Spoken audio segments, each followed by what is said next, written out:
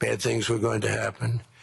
As president, I ended those 8 wars in 9 months, including Cambodia and Thailand. And by the way, many of the leaders are here.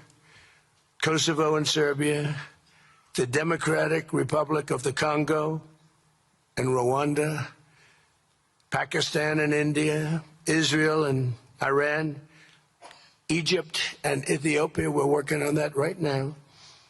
I met yesterday with a very good general and a very good leader of Egypt. We're working on a dam that was built which precludes the Nile River from getting water. It's a little tough situation, but we'll get that settled. I really had it just about settled in my first term, and then we had a rigged election. Took me out of commission for a little while, but here I am back. We'll get it settled. But it's a pretty tough situation. A dam was built, and the water doesn't come down to the Nile. When I think of Egypt, I think of the Nile, but I think of the Nile with water in it. Armenia and Azerbaijan, a lot of these leaders have become my friends. They become my friends. They're here. And, of course, the war in Gaza, which is really coming to an end.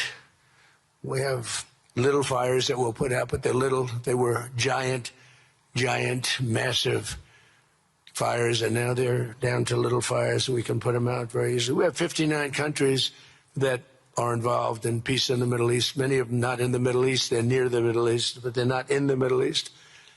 And many have said that if Hamas doesn't do what they promised they would do, and I think they probably will, but they were born with rifles in their hands.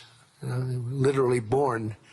The first day they had a rifle put into their hands, but they have to give up their weapons. And if they don't do that, it's going to be the end of them. But many countries have told me we want to go in and do it, and they really aren't countries that you traditionally think of as being involved in that. But that's the fire. Hezbollah in Lebanon, we have to do something about that. But these are, I call them remnants. They're small remnants compared to what it was before. It was massive, large, powerful countries fighting each other.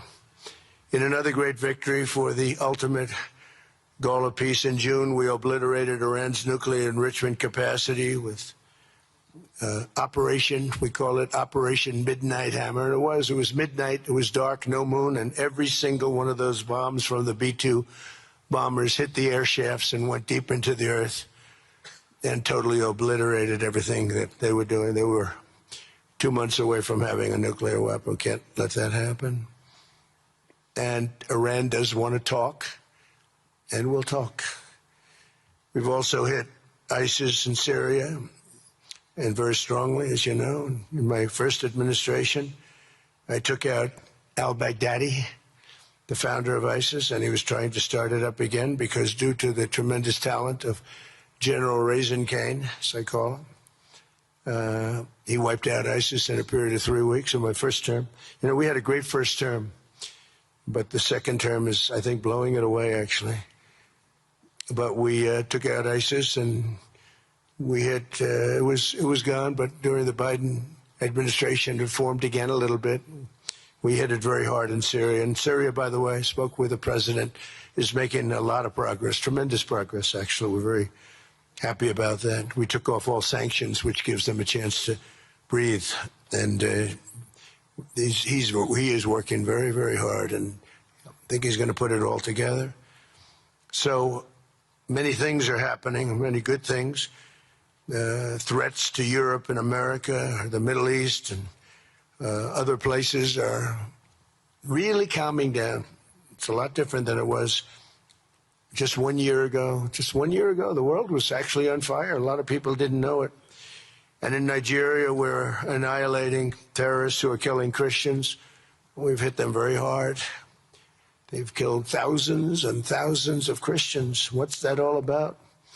Much of this unprecedented success is possible because I rebuilt our military in my first term, and now we're making it even stronger. We have a budget of over $1 trillion this year, and next year we're going to $1.5 trillion.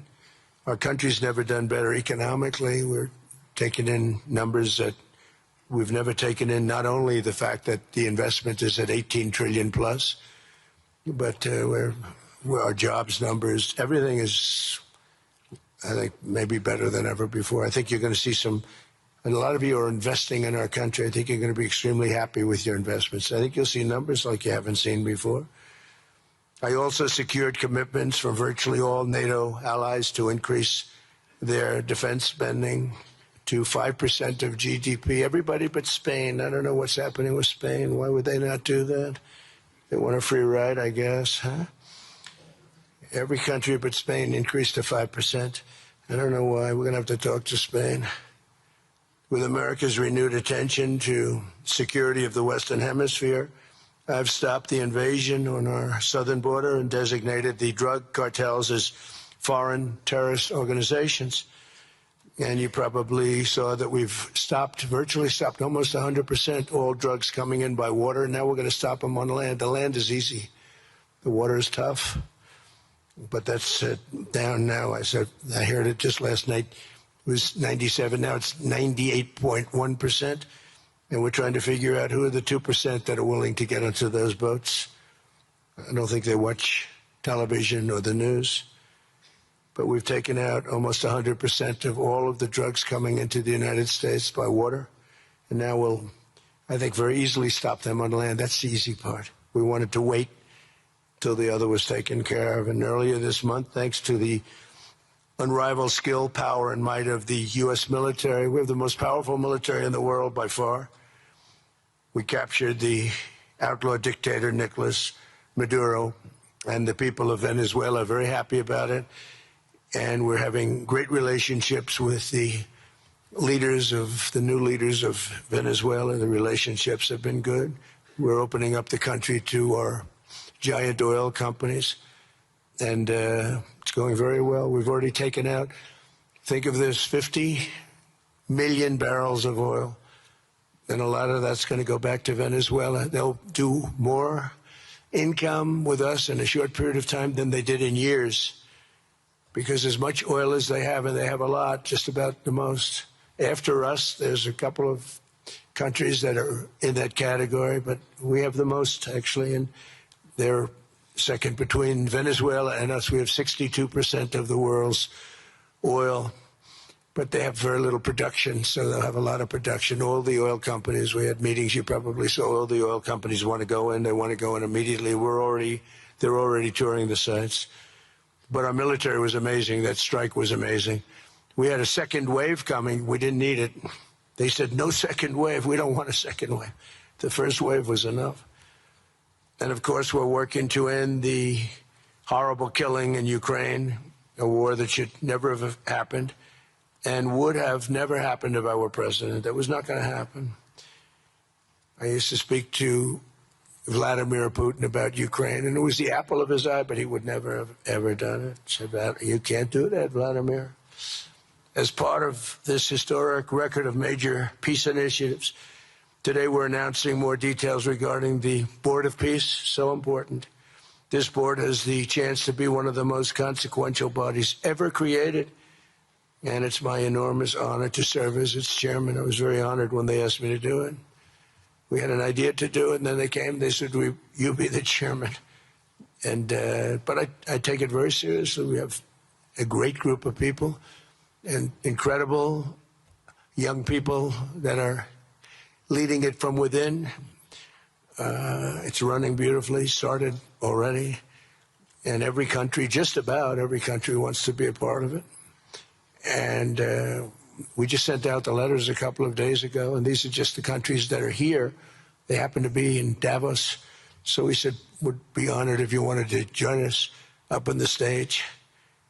And it's really great. They're friends of mine. I think, let me see.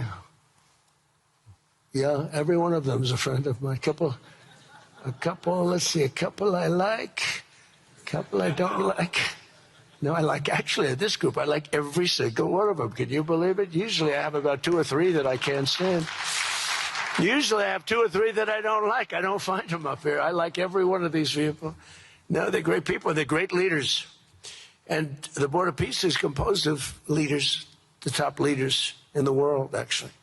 Last October, we released a plan for the permanent end to the conflict in Gaza, and I'm pleased to say that our vision was unanimously adopted by the United Nations Security Council late last year.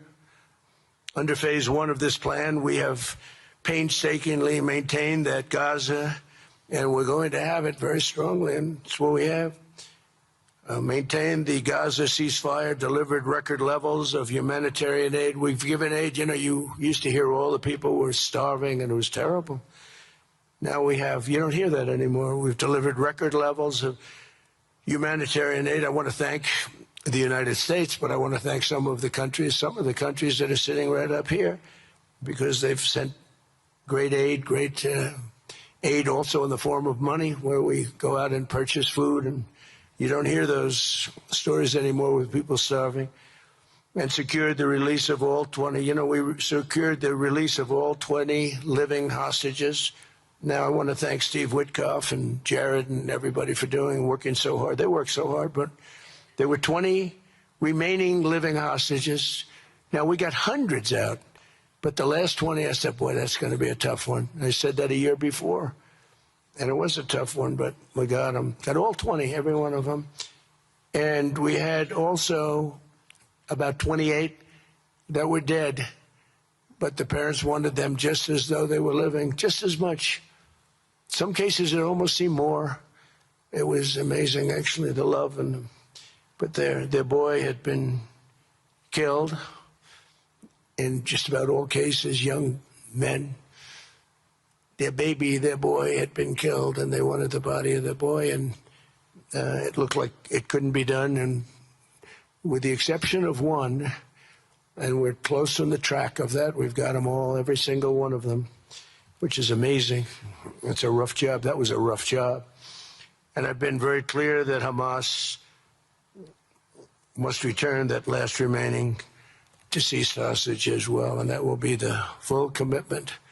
And then we get on to other things, and we're committed to ensuring Gaza is demilitarized, properly governed, and beautifully rebuilt. It's going to be a great plan, and that's where the border peace really started. And I think we can spread out to other things as we succeed with Gaza. We're going to be very successful in Gaza. It's going to be a great thing to watch. And we can do other things. We can do numerous other things. Once this board is completely formed, we can do pretty much whatever we want to do. And we'll do it in conjunction with the United Nations. You know, I've always said the United Nations has got tremendous potential, has not used it. But there's tremendous potential in the United Nations. And you have some great people at the United Nations. But so far it hasn't. You know, on the 8 wars that I ended, I never spoke to the United Nations about any of them.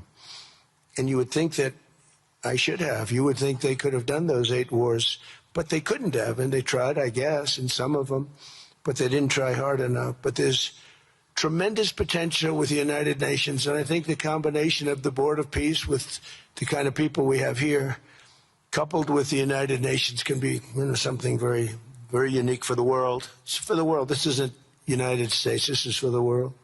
As everyone can see today, the first steps toward a brighter day for the Middle East and a much safer future for the world are unfolding right before your very eyes. Together, we are in a position to have an incredible chance. I don't even call it a chance. I think it's going to happen. To end decades of suffering, stop generations of hatred and bloodshed, and forge a beautiful, everlasting, and glorious peace for that region and for the whole region of the world, because I'm calling the world a region. The world is a region. We're going to have peace in the world. And boy, would that be a great legacy for all of us. Everybody in this room is a star, or you wouldn't be here. There's a reason that you're here, and you're all stars. You're the biggest people, the most important people in the world, most powerful people in the world. And when you use that genius that you have, that very unusual, very inspired genius, when you use that for peace, the opposite of peace has no chance. So I just want to say it's tremendous to be with you, and I think this is something that we're doing that's very important. This is the most important. I was so looking forward to being here, and Yesterday was a tremendous success. A lot of good things happened, but this was something that I really wanted to be here and do, and I could think of no better place because so many people were together. And now to bring the Board of Peace into full force, I ask Sheikh Isa of Bahrain and Foreign Minister Barita of Morocco to join me in signing and ratifying the Board of Peace Charter. Thank you very much, everybody. Appreciate it. Thank you. Thank you.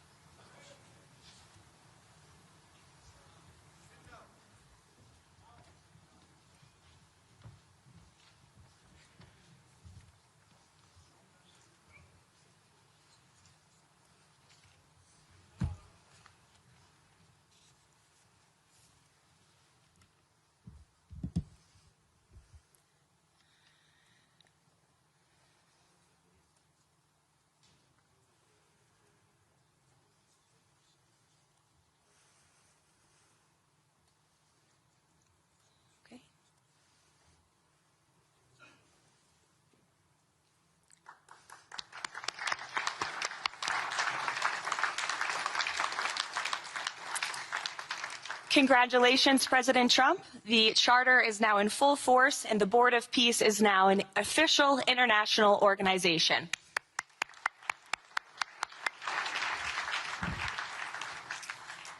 We will now continue the signing ceremonies, beginning with the President of Argentina and the Prime Minister of Armenia.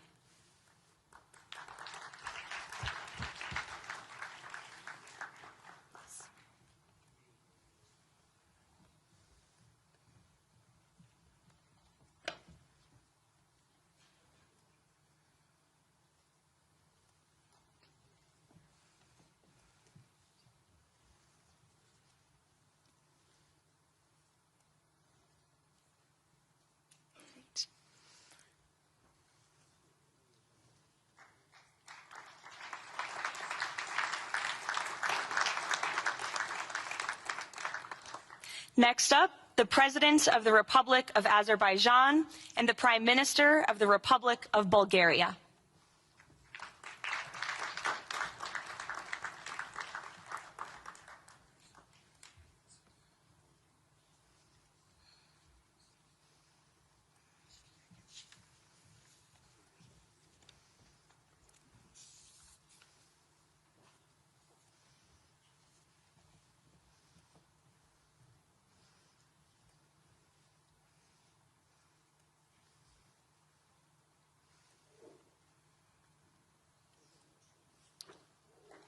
Thank you.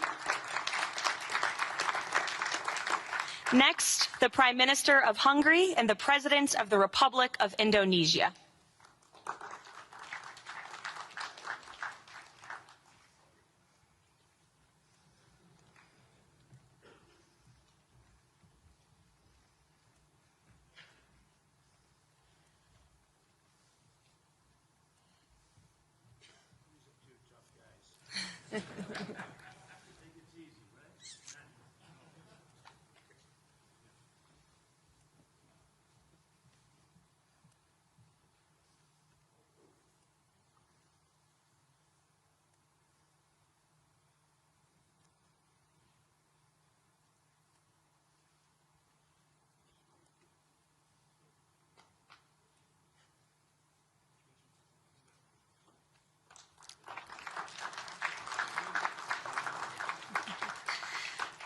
Next, the Deputy Prime Minister of the Kingdom of Jordan and the President of the Republic of Kazakhstan.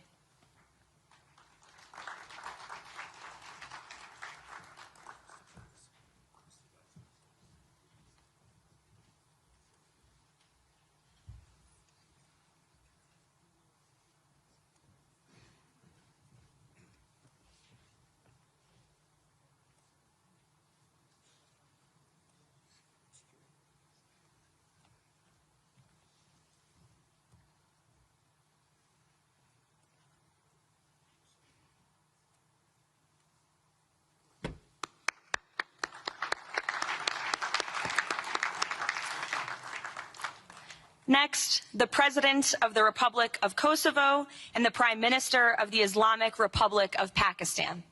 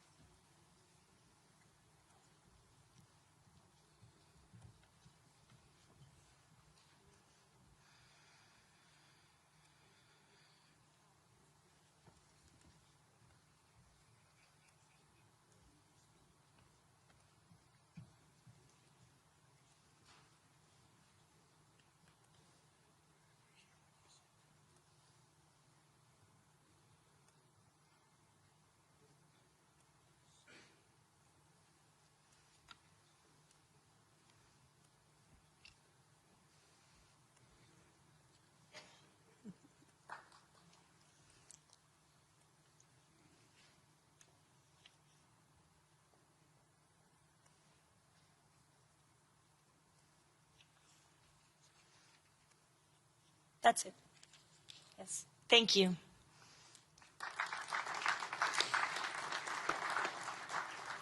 Next, the President of the Republic of Paraguay and the Prime Minister of the State of Qatar.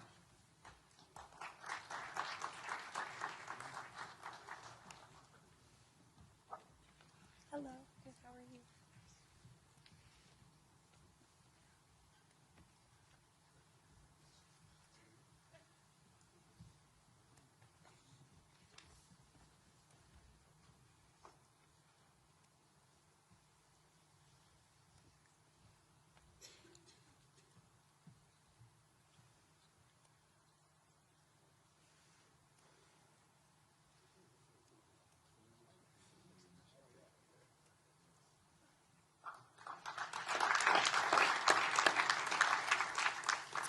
Next, the Minister of Foreign Affairs of the Kingdom of Saudi Arabia and the Minister of Foreign Affairs of the Republic of Turkey.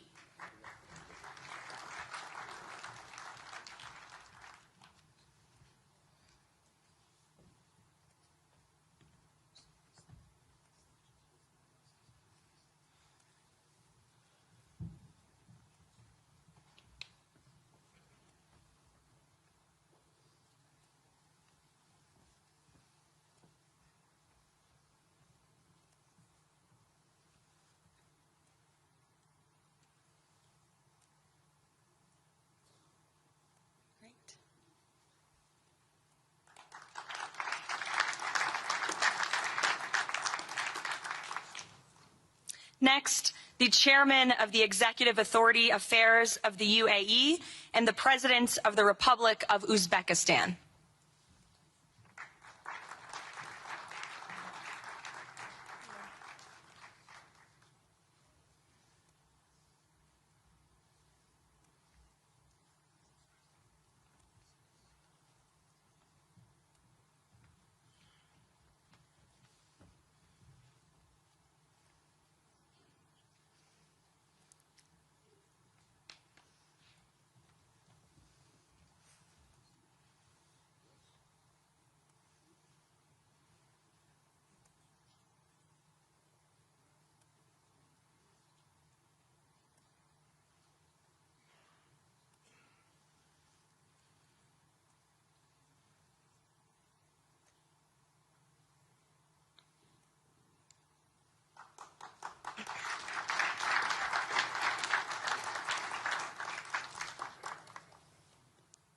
And last but not least, the Prime Minister of Mongolia.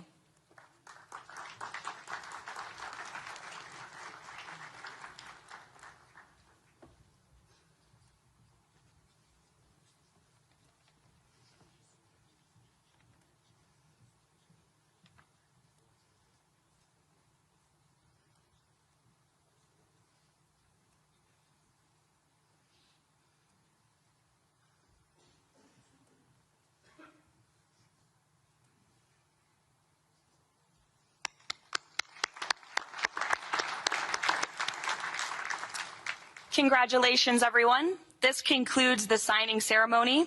If President Trump and all of the Board of Peace members could please join the President around the table. The President is now going to sign the inaugural resolution that will resolve the Board of Peace's Gaza mandate per the United Nations Security Council Resolution 2803.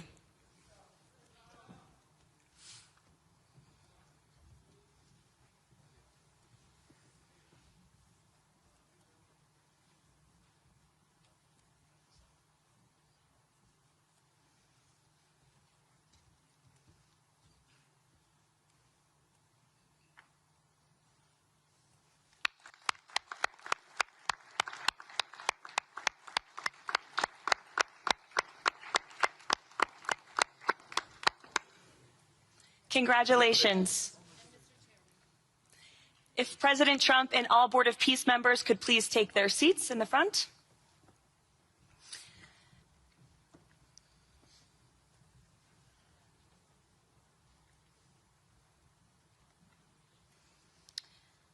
Now it is my honor to introduce the United States Secretary of State Marco Rubio, who will speak about President Trump and his accomplishments. Without further ado, Secretary Rubio.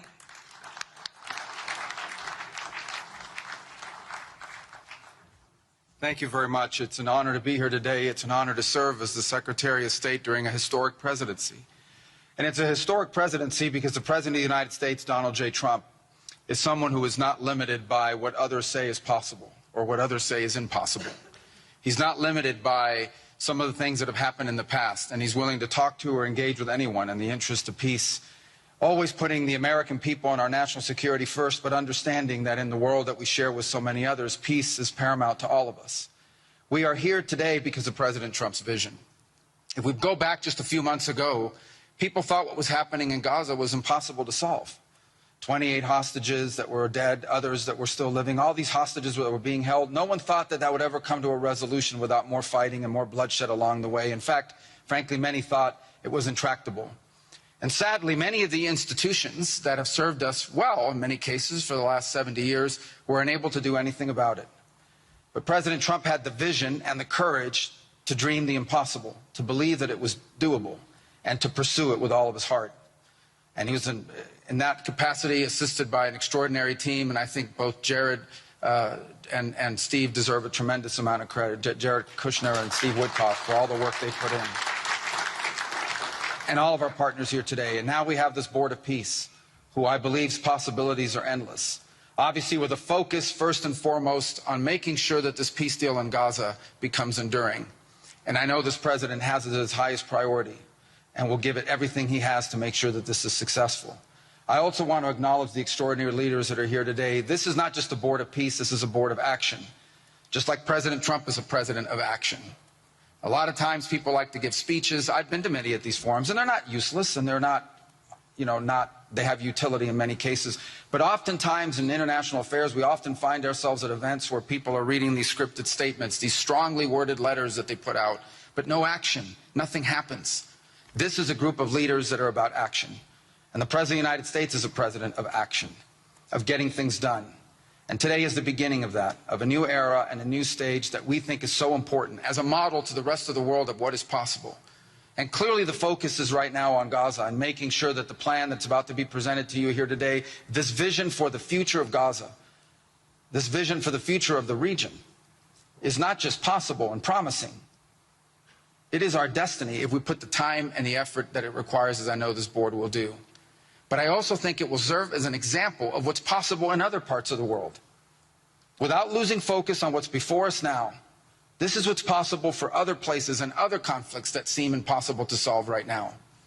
So I want to, on behalf of the United States, on behalf of the team that worked so hard on this, thank every single one of the leaders that are here today and all of the countries that have committed to joining, and many others who are going to join. You know, others either are not in town today or they have to go through some procedure internally in their own country because of constitutional limitations. But others will join. Many want to be a part of this effort because it is going to be a successful effort.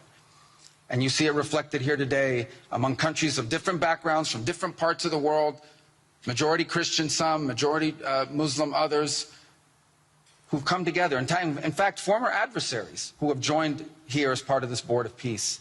And all was possible, and I want to acknowledge this again, because of the vision and the drive of the President of the United States. So thank you all for joining us here today. We appreciate it very much.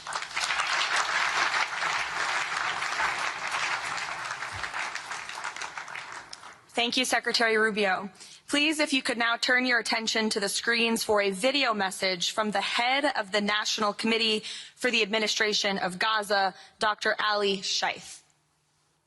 Distinguished leaders, colleagues, and friends, it is an honor to be here today.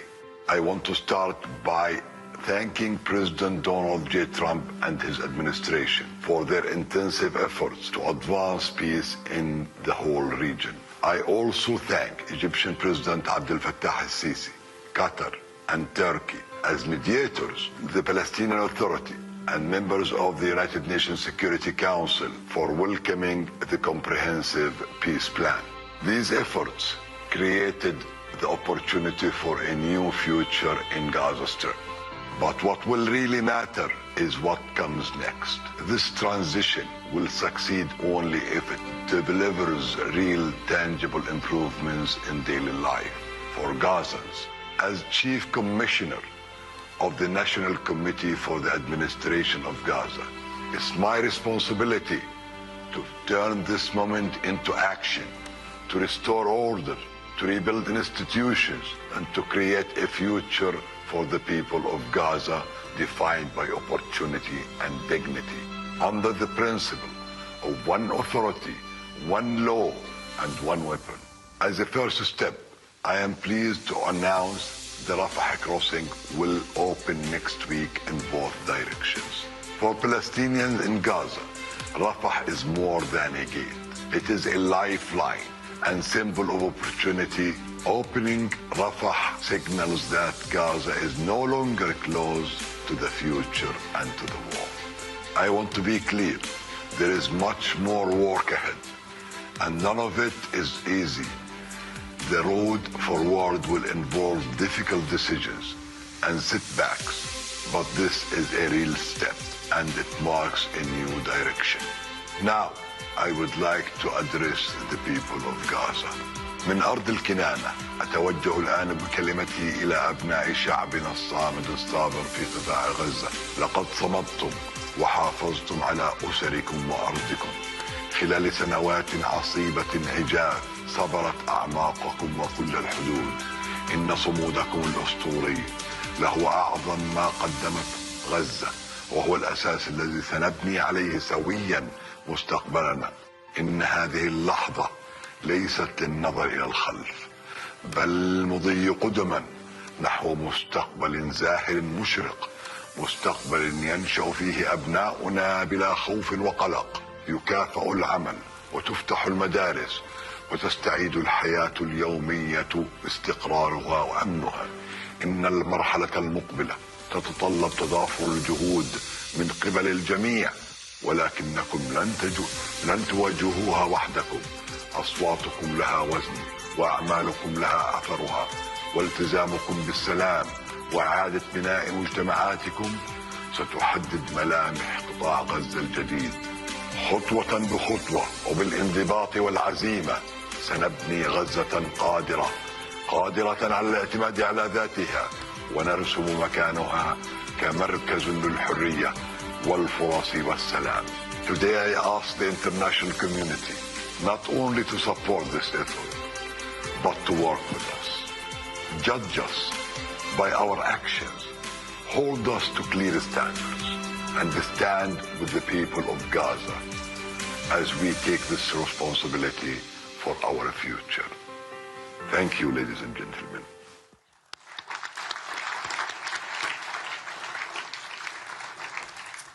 I now would like to welcome to the podium U.S. Special Envoy Steve Witkoff and Jared Kushner.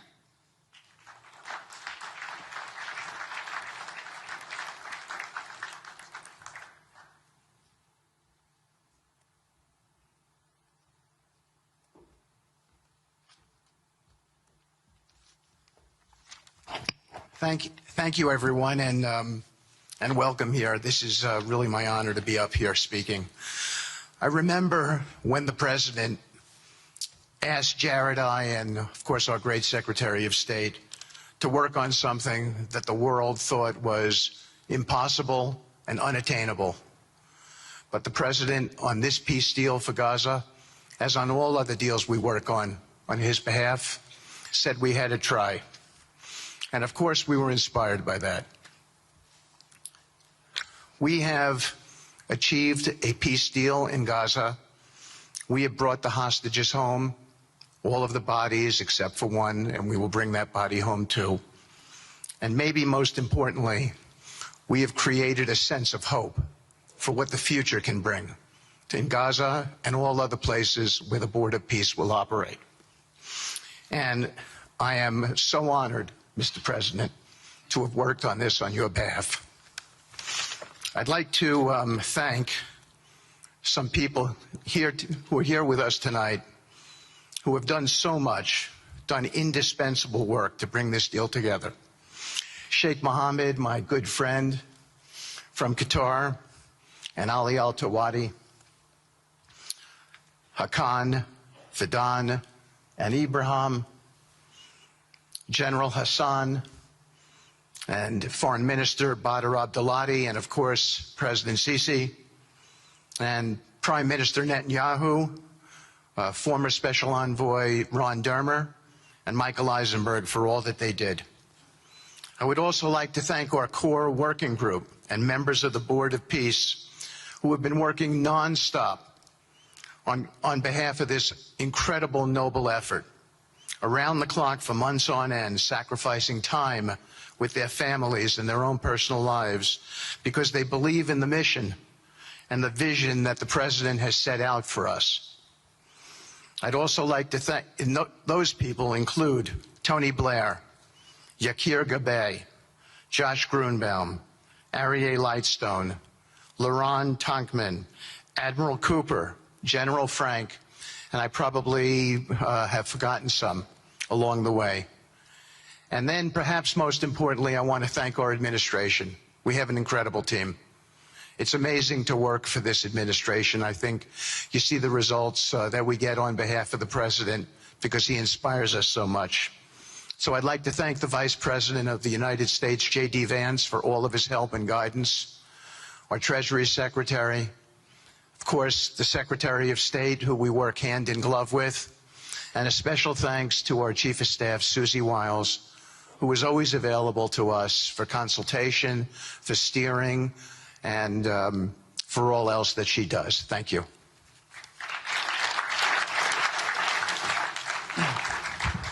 Thank you, Steve. And I have to say, one of the great honors for me of being able to work on this has been working with Steve, who really is as brilliant as he is. His heart is tremendous. He's a lot of fun to be with. And even in some of these, very difficult moments where we didn't think things were happening, working together really was an amazing treat.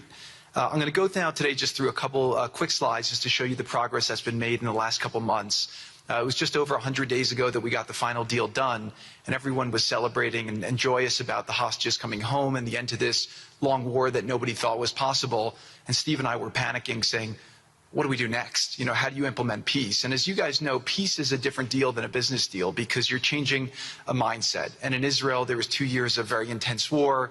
For the people in Gaza, there was more than just 2 years of war. They had 20 years of hopelessness being ruled by a terrorist organization. For the people in the Middle East, their hearts were pulled by this. And throughout the entire world, it really was weighing on us. And so we needed to think about, what do we do next? How do we change the habits? How do we change the behaviors? And we really got to work right away. And the team that Steve thanked, including the White House team and the team, the volunteers, it's really been an incredible effort, very entrepreneurial. And we really did it in the way. I've been working now with President Trump for 10 years on politics. And what continues to amaze me is that he always takes a first principles approach and says, what's the most optimal outcome?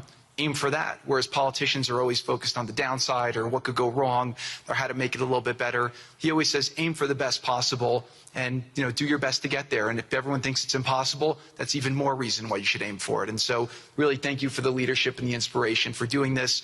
And I think you'll see today we've achieved more than thought was possible. And our ambition is still to go for something, I think, better than most people think is possible as well. So let's see if these things work. They never usually work. Good. So quickly, I'll go through this 2-year war, 90,000 tons of munitions. There's over 60 million tons of rubble there, and tens of thousands of fatalities. Through the ceasefire, we were able to get to through the 20-point plan, ceasefire, release of hostages. Getting the UN resolution passed was a huge, huge effort, really thanks to Mike Waltz and the whole team there. They did an incredible job. And we've then, with the help of the UN, we've worked very, very well with them. This is why you need a new organization like the Board of Peace to work with the UN. I want to thank Tom Fletcher. Did an incredible job of really getting it going. We've done historic humanitarian aid. Going forward, number one thing is going to be security. Obviously, we've been working very closely with the Israelis to figure out a way through de-escalation. And the next phase is working with Hamas on demilitarization, which I'll talk about in a second. But without security, nobody's going to make investments. Nobody's going to come, build there. We need investments in order to start giving jobs. We want to take these people. 85% of the aid of Gaza, 85% of the GDP of Gaza has been aid for a long time. That's not sustainable. It doesn't give these people dignity. It doesn't give them hope.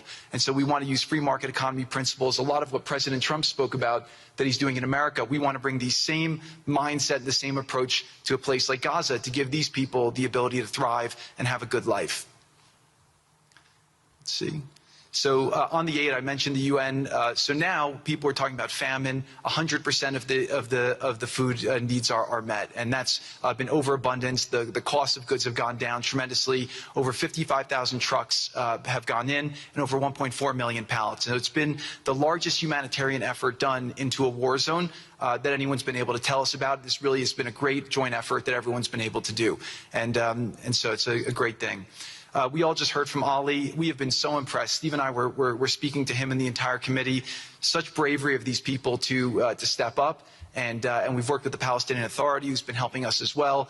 But this committee is the first time it's a technocratic, apolitical committee. I really want to thank the Arab partners for helping us select the right people to do this. And we just need to believe in them and support them. I put this up here. It's probably a little too small for me to read, but this is really important if you saw the mission statement. So Hamas's mission statement was, we need to destroy the state of Israel. That has not worked well for the people, as we've seen. Their mission statement is, we are committed to establishing security, restoring the essential services that form the bedrock of human dignity, such electricity, water, healthcare, and education, as well as cultivating a society rooted in peace, democracy, and justice, operating with the highest standards of integrity, transparency. So these are the basic things. Their goal is to have peace and to help their people, which is an obvious mission statement for a government, but actually fairly novel for Gaza. So we did a master plan. We brought in, I thank Yakir Gabay, who's one of the most successful real estate developers and brilliant people I know. He's volunteered to do this, not for profit, really because of his heart. He wants to do this. And we've developed ways to redevelop Gaza. Gaza, as President Trump's been saying, has amazing potential, and this is for the people of Gaza. We've developed it into zones.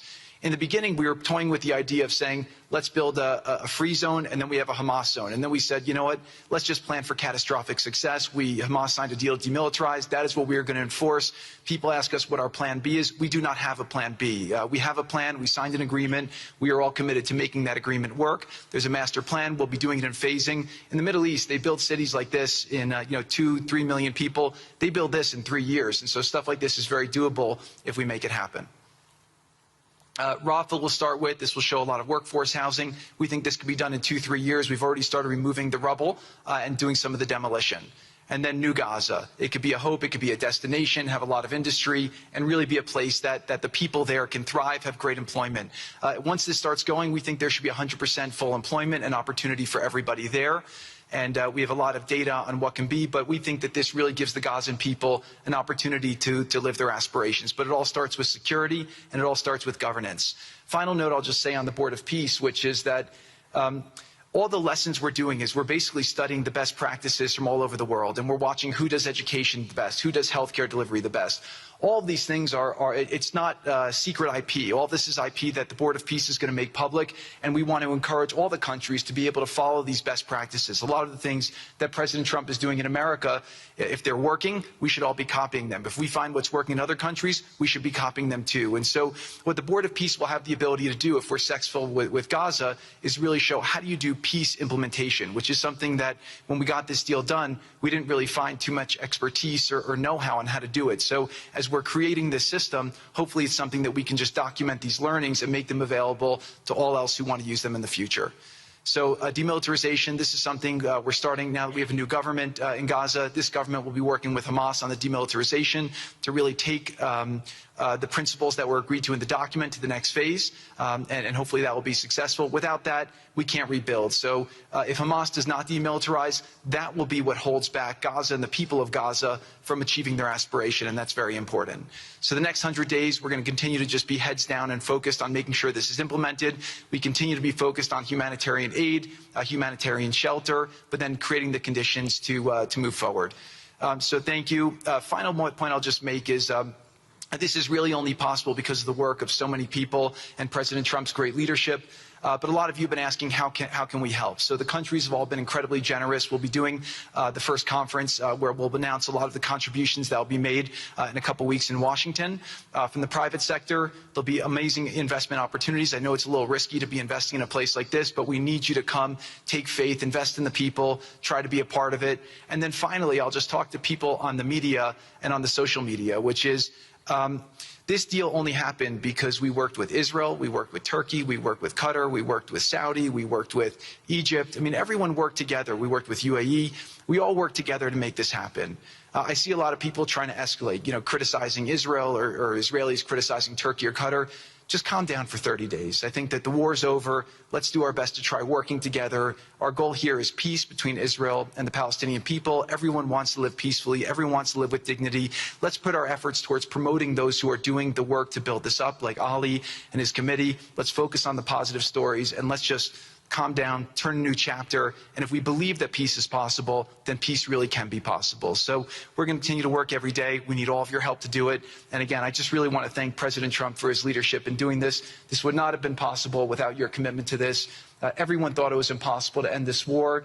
You never gave up. You never stopped. Every time there was a setback, you told us to try harder. You gave us different ideas. And we've made several impossible things happen just in Gaza to date, and there's no reason why we shouldn't be able to make even more impossible things happen. So really thank you for your amazing leadership.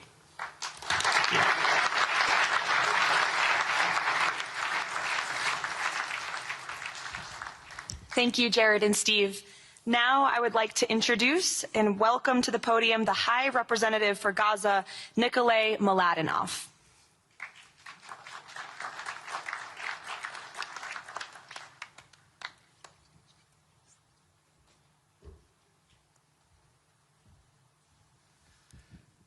Mr. President, it's a great honor and a massive responsibility for me, for my team, for all of us to be here with you to begin this journey.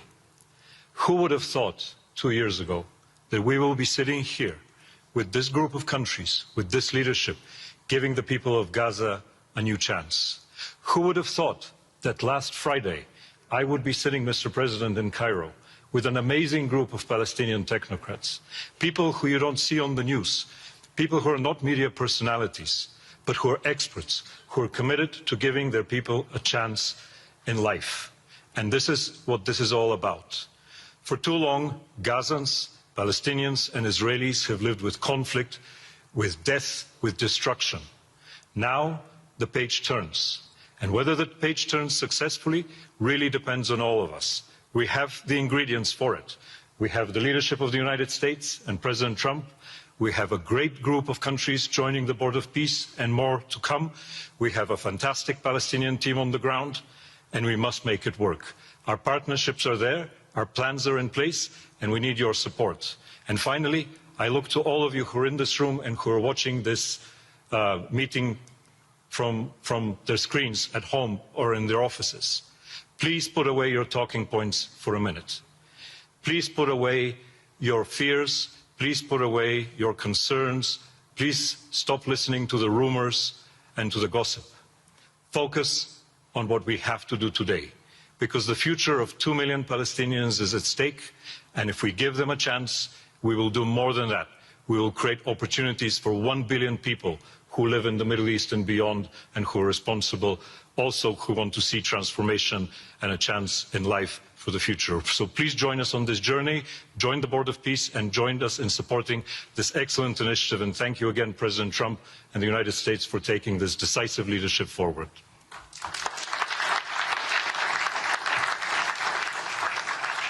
Thank you. President Trump, would you like to make some concluding remarks?